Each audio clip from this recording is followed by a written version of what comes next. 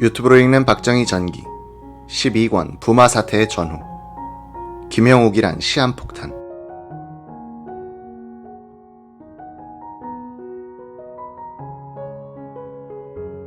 (1977년 1월 12일) 박정희 대통령은 연두 기자회견에서 대북 식량 원조를 제안했다. 북한의 식량 사정이 매우 심각한 것이 사실인 것 같습니다. 우리는 재작년인 1975년부터 주곡인 쌀과 보리는 자급자족합니다. 작년에 우리는 쌀 3,600만 석을 생산했는데 이는 1960년에 비교하면 58%를 증산한 것이며 일제 때 남북한 전체 생산량의 2배입니다. 금년 말에 가면 쌀이 1,175만 석, 보리가 1,145만 석 정도 남습니다. 북한 측에서 받겠다고 한다면 상당량을 지원할 용의가 있습니다. 하나 이해가 안 가는 것은 북한에서 식량 소동이 나고 있지만 전쟁용 비축 식량을 풀어 먹이지 않고 있다는 점입니다. 그 14년 전 1963년 10월 5일 김일성은 김일성 군사대학 제7기 졸업식에서 한 연설을 통해서 대남 식량 원조를 제안한 적이 있었다. 우리는 5, 6년 전부터 쌀을 사오지 않습니다. 남조선 군대들이 먹는 양식은 다 미국 잉여 농산물입니다. 남조선에서 박정희가 중농 정책을 쓰고 자립 경제를 건설하자는 목소리가 울려나오는 것만 해도 좋습니다. 우리는 그것을 찬성합니다. 그러나 그 자립 경제는 미국과 일본의 돈을 꽈다가 해서는 안 됩니다. 그렇게 하면 식민지로 됩니다. 우리 북반부와 합작을 해야만 자립 경제가 됩니다. 2006년 북한 노동신문 신년사는 식량 문제 해결을 가장 강조했다. 올해에도 농업 전선을 경제 건설의 주공 전선으로 내세우고 다시 한번 농사의 모든 역량을 총동원, 총집중하여야 한다. 쌀은 곧 사회주의다 라고 하신 위대한 수령님의 유훈을 강령적 지침으로 삼고 온 나라가 농업 전선에 한 사람같이 떨쳐나서야 한다. 우리는 올해 농사를 본때 있게 지어 사회주의 조선의 대지에 오곡백과 주렁지게 하고 식량 문제, 먹는 문제를 원만히 해결하려는 당의 의도와 결심을 빛나게 실현해야 한다. 2006년의 북한은 43년 전의 김일성 시절보다 더 퇴보한 것이다. 반면 한국은 박정희 시절의 성장을 확대 발전시켜 지금은 음식 쓰레기와 비만이 사회적 문제가 되는 나라가 된 것이다. 더 큰 문제는 민족사 최악의 수구인 김일성 부자를 진보와 자주의 태양이라고 숭배했던 집단이 한국의 조종실에 들어가 국민들을 살찐 돼지로 만들고 북쪽의 야윈 늑대에게 뜯어먹히게 하고 있다는 점이다. 1972년 남북회담 때 남측의 간사 역할을 했던 당시 정보부 간부 정홍진 씨에 따르면 몇 차례 남북한 대표단 왕래로 해서 북한 측은 만나면 만날수록 우리가 손해라는 결론을 내렸다고 한다. 우리 기자들과 대표단은 평양에 가서 절망했으나 북한 측은 서울의 발전상에 놀랐기 때문이다. 이 회담을 통해서 김일성이 얻은 것은 남한이 북침 의도를 갖고 있지 않다는 것을 알게 된 점이라고 정홍진 씨는 말했다. 김일성이 1974년부터 사회주의 대건설이란 구호를 내걸고 평양에 고층 건물을 짓기 시작한 것도 그런 안도의 표현이었다. 북한은 자본 도입에도 적극적으로 나서 1973년에는 서방 차관 도입액이 3억 7,500만 달러로 소련 차관의 3배를 넘었다. 1960년대에 군사 제1노선을 추구했던 김일성은 1970년대에는 경제건설에 중점을 두게 되는데 때가 늦었다. 무역 수지의 적자폭이 커지더니 1975년부터 외채 상환이 늦어지고 1976년부터는 외국 자본을 도입할 수 없게 됐다. 더구나 이 시기에 김정일을 후계자로 내세우기 위해서 사상 통제를 강화함으로써 경제건설의 절대 조건인 사회의 자율성과 창발성이 약화됐다.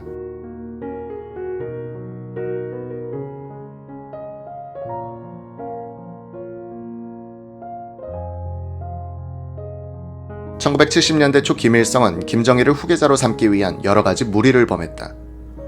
김일성은 김정일을 위해서 당과 군에 대한 통제를 더욱 강화했고 김정일은 김일성을 위한 신격화 작업을 지휘함으로써 부자 간에 북한 체제를 경직화시키는 상승작용이 일어났던 것이다. 한국에 온 황장엽 씨에 따르면 1973년부터 후계자로 떠오르기 시작한 김정일은 권력 기반을 강화하기 위하여 아버지를 우상화하는 일에 매진하여 김일성과 북한 체제를 인격적으로나 정치적으로 망가뜨렸다는 것이다.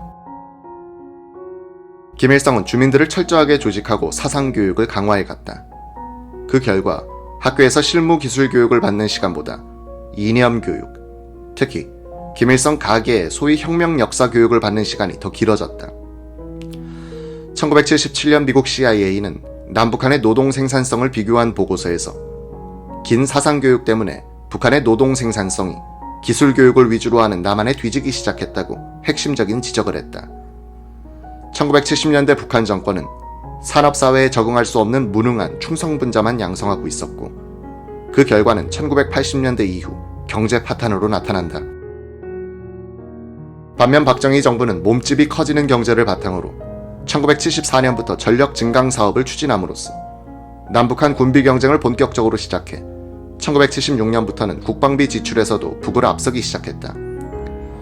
1966년부터 1970년 사이 남한은 10.4%, 북한은 5.8%의 연평균 경제 성장률을 기록했으나 1971년부터 1975년 사이엔 남한은 연평균 9.7%, 북한은 2.3%에 그쳤다.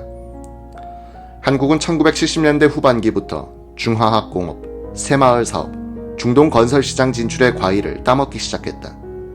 이 해부터 중동 건설시장에서 벌어들인 달러로 중동에서 사오는 원유값을 지불하고도 남게 됐다. 하지만 1970년대 후반기에 마냥 행복했던 것은 신이 된 김일성이었고, 쫓기고 있던 것은 한국을 선진국 문턱까지 끌어올리려고 고민하던 박정희였다. 김일성은 여유있게 60대 후반을 보내고 있었고, 1977년에 만 60세가 된 박정희는 미국 카터 행정부와 언론으로부터 집중 포화를 맞고 있었다. 재앙은 축복처럼 오고 축복은 재앙처럼 오는 수도 있는 모양이다.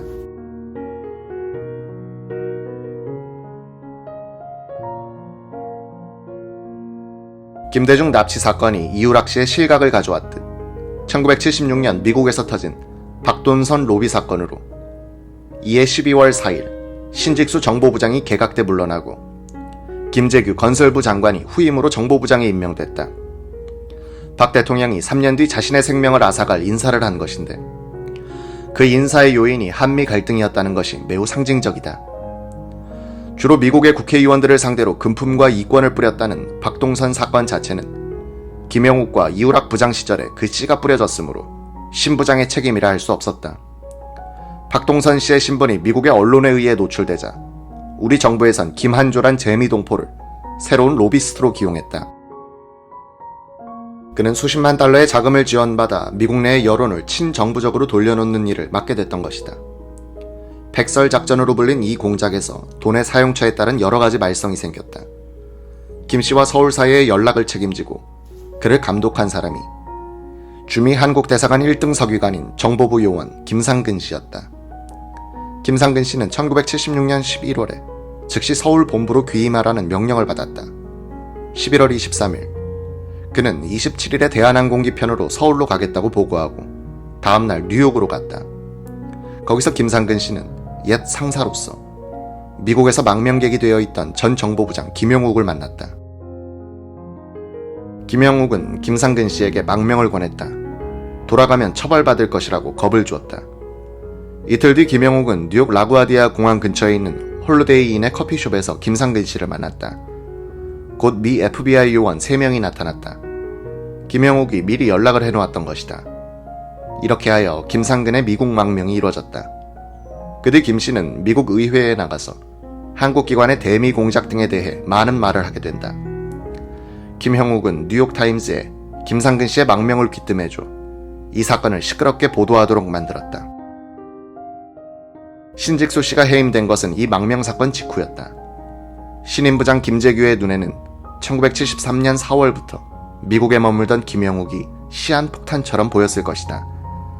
6년간이나 정보 책임자로 있으면서 박 대통령과 박 정권의 어두운 면에 대해서는 누구보다도 많은 정보를 갖고 있는 김영욱. 그가 한국의 공권력이 미치지 않는 외국에서 성난 늑대처럼 웅크리고 있는 것이 김재규로서는 마음에 걸리지 않을 수 없었다. 정보부장 취임 한 달 만인 1977년 1월 17일, 김재규는 김영욱에게 자필 편지를 보냈다. 각하께서는 그 친구가 돌아온다면 얼마나 반가운 일인가. 자유롭게 왕복한다면 남이 보아도 좋고 본인은 얼마나 떳떳하겠는가. 또 돌아와 일하겠다고 하면 원하는 중책도 맡기지 하시더군요. 김상근 망명이란 불상사에도 불구하고 김 부장께서 다시 조국으로 돌아온다고 한다면 이 얼마나 의의 깊은 일이겠습니까? 2월 14일에도 김재규는 사신을 보냈다. 사필 규정을 신념으로 삼고 지금까지 지켜온 김 부장의 침묵을 귀국이라는 행동으로서 깰 때가 됐다고 확신하고 있습니다.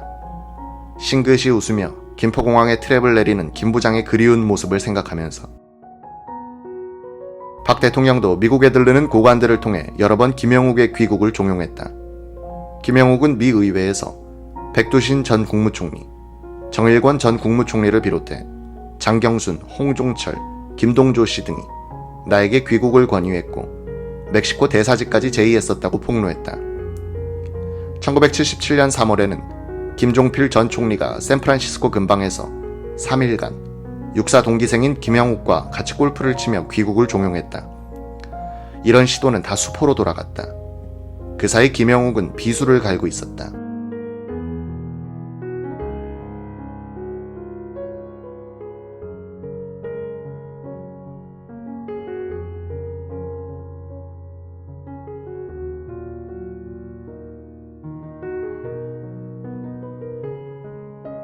(1977년 6월 2일) 김영욱은 뉴저지의 어느 모텔에서 뉴욕타임즈의 아시아 문제 전문 기자인 리처드 헬로란과 단독 회견을 가졌다. 김 변호사가 통역을 맡았다. 김영욱은 이 회견에서 자기가 중정부장 시절 기용했던 박동선 씨의 과거에 대해서 언급하고 박 정권을 신랄하게 비난했다.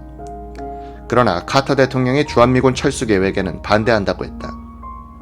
이 회견 내용은 6월 8일자 신문의 일면 기사로 그 다음날엔 속보 형식으로 크게 보도됐다. 아마도 가장 큰 충격을 받았던 것은 김재규였을 것이다. 김재규는 김영욱이 내친 김에 6월 22일에 미 하원 국제문제위원회, 즉 프레이저 청문회에 나가 증언하기로 했다는 정보도 입수했다. 발등에 불이 떨어진 격이었다.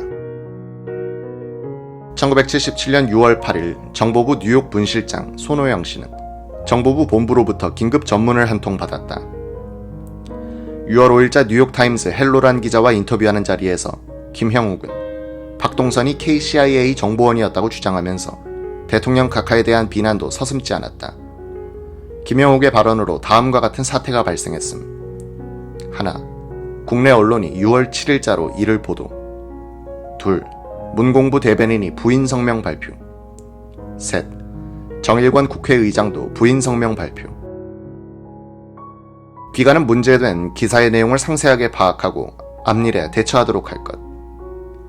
6월 17일에 손호영 씨는 서울정보부 본부로부터 중요한 연락을 받았다. 전문은 민병권 무임소장관이 6월 17일 TWA 904편으로 서울을 출발, 다음날 뉴욕 케네디 공항에 도착할 것이라고 전했다. 민 장관의 방미 목적은 김영욱에게 정부의 입장을 알림으로써 그의 오류를 수정할 수 있는 마지막 기회를 주려는 것이라고 했다. 민병권 장관은 김영욱의 고향 및 군 선배였다. 6월 20일 오후 손 씨는 정보부로 장문의 긴급 전문을 보내 두 사람의 대화를 보고했다. 민 장관은 19일 오후 4시부터 9시 30분 사이에 알파인 골프하우스에서 김영욱을 만났음. 참석자는 7명. 민 장관, 김형욱 부부, 류영수 부부, 백태하 부부. 하나, 김영욱은 문제를 일으키게 된 동기에 대해서 이렇게 얘기했음. 가. 한국에 있을 동안 박 정권 측에서 나를 아주 냉대했다. 집을 수색했고 나를 체포하려는 기미가 보여서 미국으로 달아난 것이다. 나. 미국에서도 모두가 나를 멀리했다. 처와 아들의 여권을 신청했더니 거절당했다. 이런 상황에서 귀국하라는 것은 잡아넣겠다는 의도가 아닌가. 라. 미국의 기관들은 나로부터 정보를 빼내려고 애썼고 프레이저 의원은 2년 전부터 나에게 청문회에 나오도록 계속 요청했으나 이에 응하지 않았었다. 마. 그들은 확인도 하지 않고 나를 반역자라고 매도하고 있다. 이것이 나의 결심을 촉발시켰다. 둘. 김영욱은 이어서 고향 선배인 민 장관이 일부러 미국까지 온 데 대해 감사했음. 그리고 2가지 질문을 했음. 가. 나에 대한 대통령 각하의 감정은 어떠한가? 나. 나에 대한 요구사항은? 셋. 민 장관은 다음과 같이 대답했음. 가. 박 대통령은 여러 사람으로부터 보고를 받고 있다. 과연 그가 이럴 수가 있을까? 라면서 지금도 당신이 그런 일을 했다고는 믿으려 하지 않고 있고 유감을 감추지 못하고 있다. 이런 감정을 감안할 때 만약 당신이 대통령과 같게 편지를 써서 과거의 행동을 사과하고 앞으로는 반국가적인 언동을 하지 않겠다고 약속하면 각하는 모든 것을 잊어버릴 것이다. 이런 상황에서 한국으로 돌아오는 것이 거북하다면 첫째, 청문회에 나가지 말 것. 둘째, 제3국으로 가서 당분간 살아줬으면 좋겠다. 첫째 요구를 들어주기 어렵다면 출석을 2주간만 연기해달라. 청문회에 다시 나가더라도 국가 원수에 대한 언급만은 일절 피해달라. 그렇게 하면 미국 수사기관의 기분도 크게 상하게 하지 않을 수 있을 것 같다. 넷, 김영욱은 위와 같은 선에 따라 다음과 같은 문답을 주고받았다. 김, 그렇게 하면 나의 체면이 손상되지 않겠습니까? 민, 조국을 배반하는 것보다는 낫지. 자, 이제 어떻게 할까? 김, 다시 만나죠.